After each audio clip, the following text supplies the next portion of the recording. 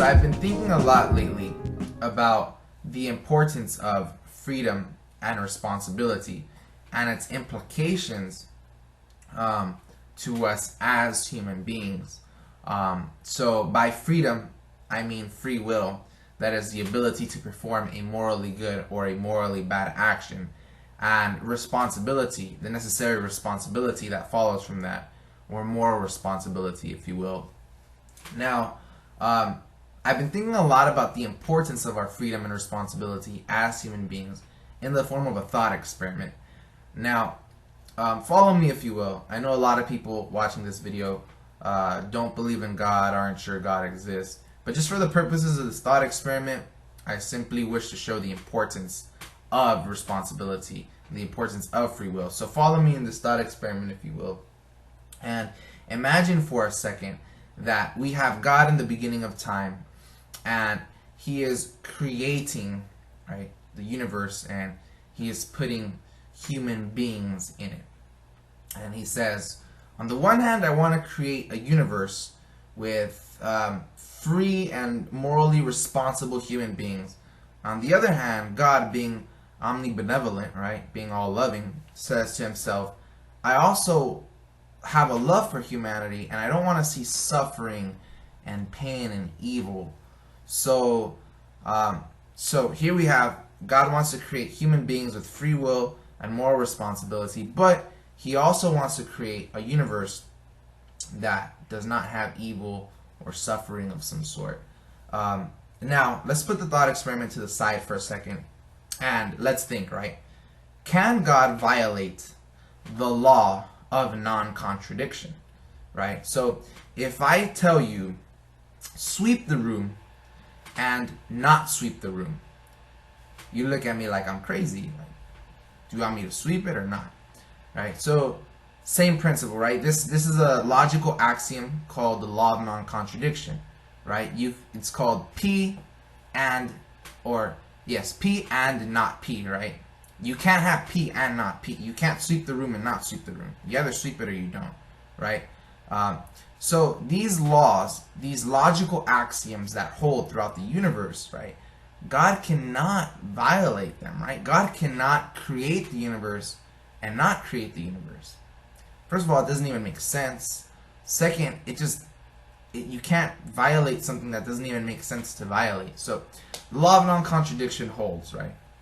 And so God cannot violate a law that just doesn't make sense to violate. And so what happens is God, let's go back to our thought experiment. God wants to create a universe on the one hand with free will and moral responsibility for human beings, but on the other hand wants to create a universe that does not have evil in it.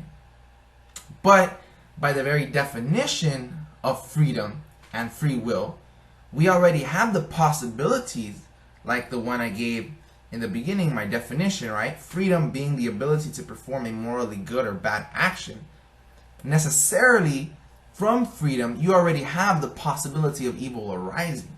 That is, evil cannot be eradicated if you want to have a universe rid completely of evil. It's integral to a universe where human beings are free and responsible, and they have the ability to either do good things or bad things through individual acts, government, whatever. And so God could have done two things, right? He could have either not created human beings. He could have just gotten rid of like the notion of human beings and said, I'll just make, plants, a world full of plants, right? There'd be no suffering. But as a matter of fact, that did not occur.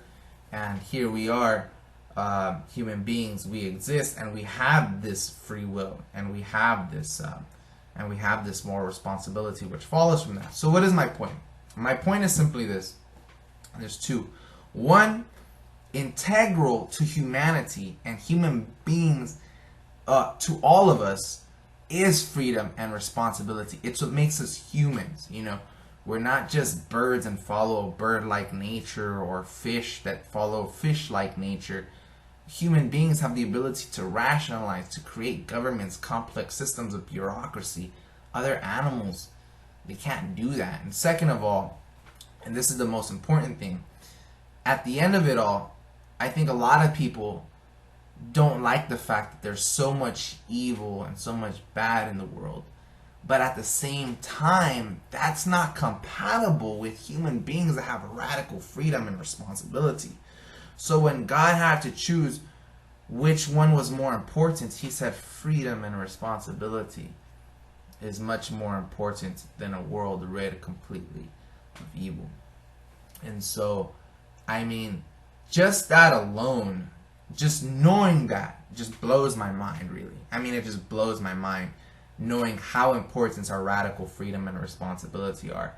So, my last thoughts on the matter of this video are just, how are you going to use your freedom, your time effectively, your actions? How are you going to form yourself as a person? What kind of person are you going to be? And will you accept the responsibility for being that person?